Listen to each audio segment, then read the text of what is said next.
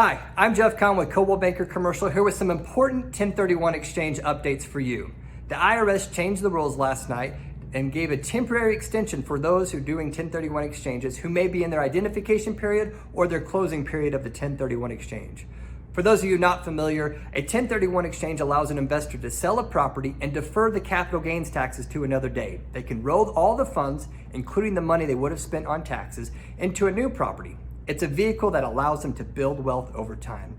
But with COVID-19 and coronavirus everywhere, people are not traveling. And that's a problem for people who are identifying properties because, like those of us who live in Lubbock, Texas, we have fewer options than, say, someone in Dallas or Houston. And investors who are looking in Austin are going to look in Dallas and Lubbock, and they may also look in other states like Nevada or Florida. It just depends on where they are in life and what they're looking for as far as an investment return.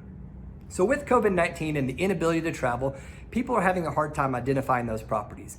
The IRS ruled that if an investor has sold an old property and is in that 45-day identification period or the 180-day closing period, and that deadline falls between April 1st and July 15th, good news, all of the deadlines are extended to July 15th. Why is this important? It gives investors more time to find a property that they can exchange into. It also allows some buyers to delay closing until a little bit later down the road.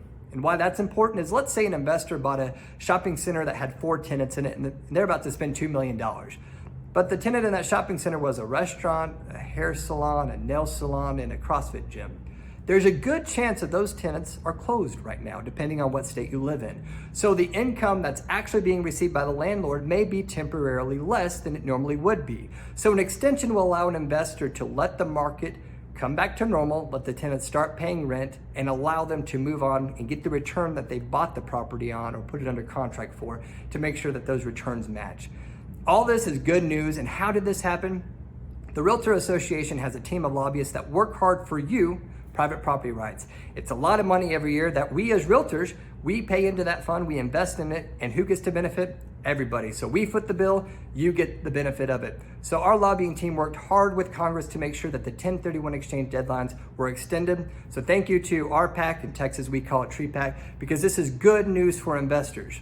If you're in the middle of a 1031 exchange and have questions about what this means to you, reach out to me. If you're still curious about what a 1031 exchange is and how that could benefit you and grow wealth, reach out to me. If you're watching on social media, send me a message. If you're getting this by email or watching on our YouTube channel, just send us an email or message. We'll make sure to get back to you.